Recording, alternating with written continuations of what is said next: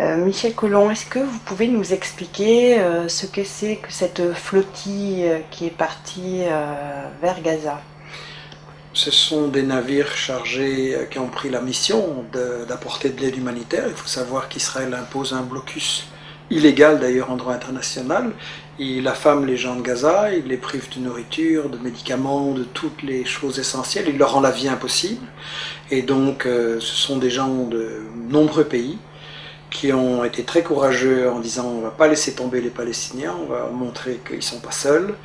Ils savaient qu'il y avait un risque à ce point-là, personne n'aurait imaginé, mais ils savaient qu'il y avait un risque et moi je tiens à leur rendre hommage. On m'avait invité à y participer, je n'ai pas pu aller par manque de temps, je connais les gens qui étaient là et donc je tiens à leur rendre hommage parce qu'ils ont pris des risques pour aider les Palestiniens et je pense qu'on doit vraiment leur rendre hommage. Oui.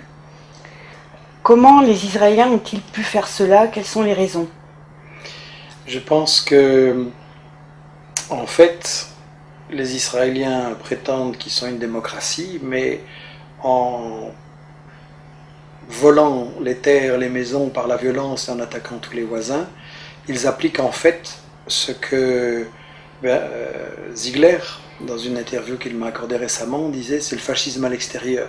C'est-à-dire que l'Europe a sa démocratie à l'intérieur, mais à l'extérieur, elle soutient des régimes qui appliquent le fascisme envers les populations des pays du Sud, et il n'y a pas que les Palestiniens. Donc je pense que c'est une dictature coloniale, il faut avoir le courage de le dire. En 2010, il reste une colonie, c'est la dernière, Israël se maintient par la brutalité, c'est une dictature. Et est-ce que les Israéliens se moquent de l'opinion publique? En fait, non, ils y sont très sensibles. Ils ont peur de perdre leur image d'État démocratique, recherchant la paix, blablabla, et ils y sont sensibles. Le problème, c'est que l'opinion publique ne s'exprime pas assez.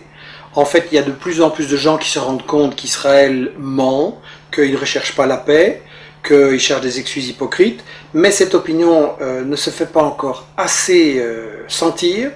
Les dirigeants politiques maintiennent leur soutien à Israël. Il faut absolument amplifier l'information alternative. Il faut absolument aussi démolir les mythes de ce que j'appelle la propagande de guerre israélienne, par laquelle ils se présentent, par exemple, toujours en victime. Dans ce cas-ci aussi, les navires de guerre attaquent des humanitaires et Israël a encore le culot de se présenter comme étant la victime et ses soldats en danger. Là, c'est flagrant aujourd'hui. Mais en réalité, ils font ça tout le temps. Et le problème, c'est que les médias n'ont pas répondu à ça. Les médias laissent passer en général. Israël se présente toujours en rôle de victime. Justement, le président français Nicolas Sarkozy a réagi ce midi en disant que la réaction des Israéliens avait été disproportionnée. Qu'en pensez-vous? Je suis scandalisé quand le président français dit que la réaction israélienne est disproportionnée. C'est un menteur. Parce qu'une réaction disproportionnée, ça veut dire une réaction qui est légitime, mais qui exagère. Et ça fait référence, à ce qu'on appelle en droit international la légitime défense. C'est-à-dire qu'un État qui est attaqué a le droit de se défendre, mais il doit répondre sans exagérer. Et donc Sarkozy, aujourd'hui encore, maintient le mensonge que ce serait Israël qui serait agressé, qui devrait simplement réagir de façon modérée et correcte. C'est un menteur parce qu'en réalité c'est Israël qui depuis 60 ans vole les terres des Palestiniens, leur rend la vie impossible et en employant ce mot-là aujourd'hui, Sarkozy ment à son peuple et ment à l'opinion internationale. Ça ne m'étonne pas parce qu'en plus ses ministres aussi répercutent tous les mensonges qui sont favorables à Israël. Vous avez une ministre de l'Intérieur, Madame Alliot-Marie, qui a eu le culot d'encourager à faire un procès contre les personnes qui, en France, appellent à boycotter les produits illégaux d'Israël. Donc, en fait, il faudrait faire un procès à Madame Alliot-Marie, qui est censée faire respecter le droit, qui viole le droit international, qui vient en secours à Israël, qui bafoue toutes les résolutions de l'ONU, et ce gouvernement-là a encore le culot de se prétendre le défenseur du droit. Et qu'en est-il au niveau des médias?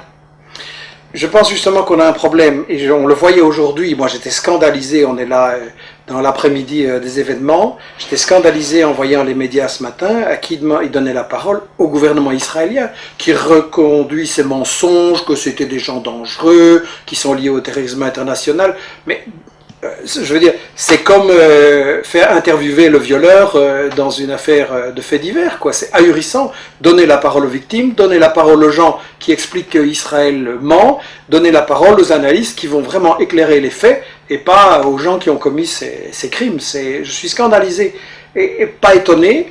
C'est pour ça que j'ai écrit ce livre Israël, parlons-en, parce que si les médias faisaient leur boulot sur Israël, des sites et des gens comme moi ne devraient pas exister, on n'aurait pas de travail. Le problème, c'est que les médias ne font pas leur travail, ils justifient l'agression d'Israël.